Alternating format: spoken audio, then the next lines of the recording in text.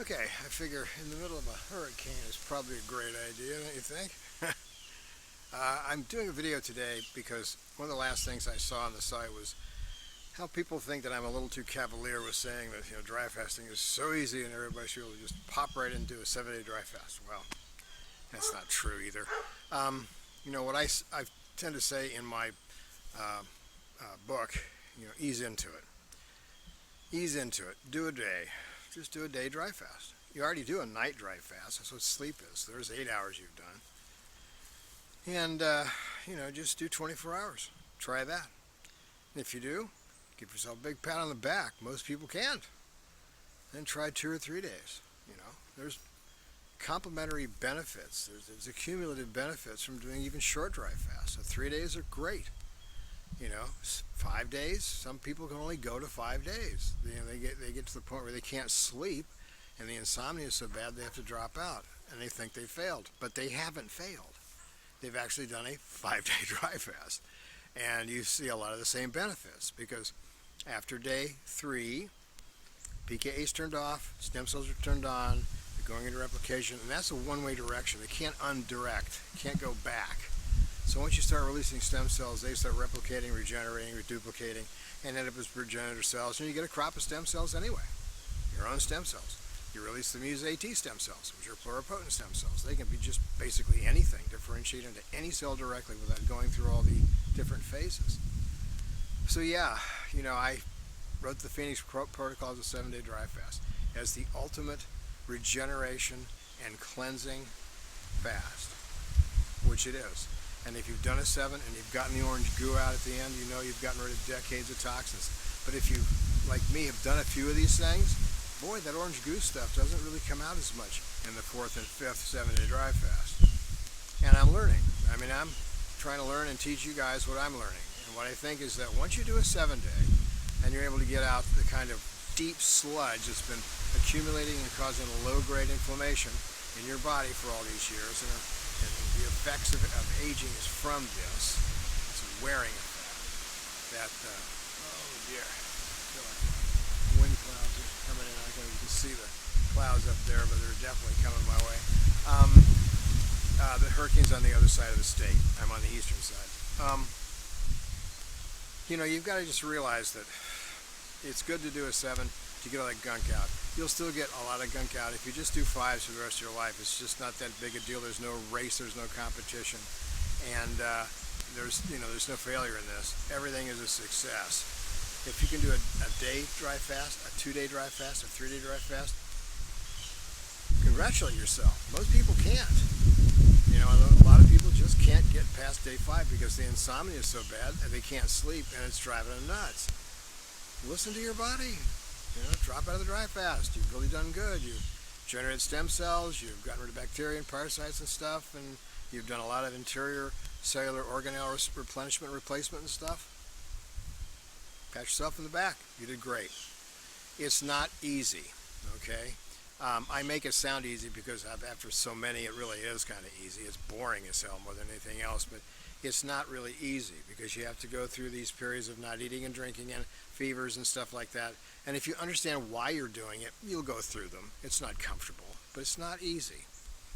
I'll be honest with you. I should have been honest all along how this is, I am a little cavalier because, it's just who I am.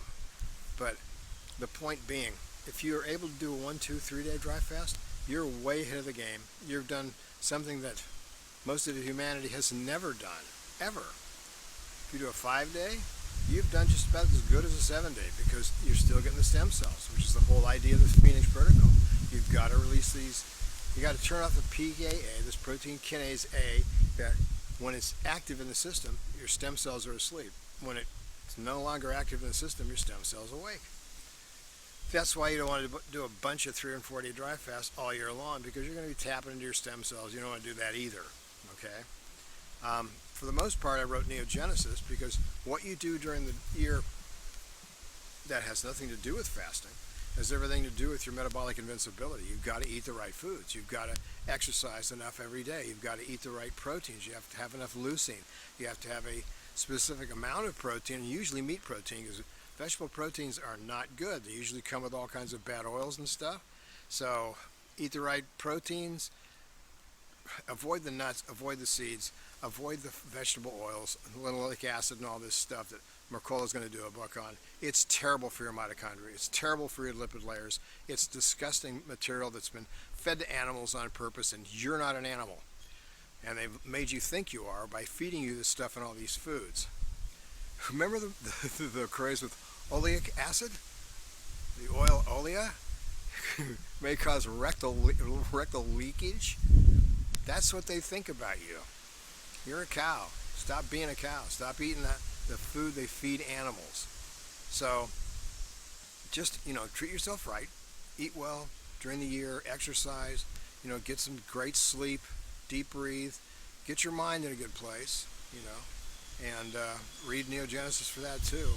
I'm going to bring some new things out in Neogenesis too, as far as the copper-iron balance and copper and iron, the iron recycling system in the body, and how you need retinol from like butter and cod liver oil and copper sources like that. There's things you need to do to keep yourself healthier than most people know what to do right now. And a bunch of other cool stuff that I've found so far as I'm researching this. But I'm in a quest. I'm on an exploration tour, and I'm going to share with you what I've learned. So what I've learned is, if you can do a 7, it's great. You get rid of lots and lots of stored decades of toxins that will impinge upon your ability to stay alive, will cause low-grade inflammation, which causes the effects of aging. Without that problem, you have a little easier lifestyle. You won't be in an inflammatory state. You'll be healthier. You'll be more energetic. Your mitochondria will be happier. And that's the whole thing. You can do 5 days. You don't need to do 7s, and certainly you don't need to do 11s. And if you do, you better have medical supervision and a doctor that understands the process of this. So if you're going to try something for some seriously, challenging medical condition, get to your doctor, show him the book, and call me on the phone if you want, because my address is in there. You can get a hold of me personally. Happy to talk to any doctor about this. Happy to confer with you and your doctor on these longer ones. But for the most part, Phoenix Protocol is an easy protocol to turn on your healing and, it's starting to rain, your healing processes. So now that the rain bands are coming, I suppose I should go inside. Anyway, look, have a great day, and pat yourself on the back. If you're doing 2, 3, 4-day dry fast, you're doing great. Most people can't. Anyway, I'll talk to you next time. Bye. Oh, here it comes.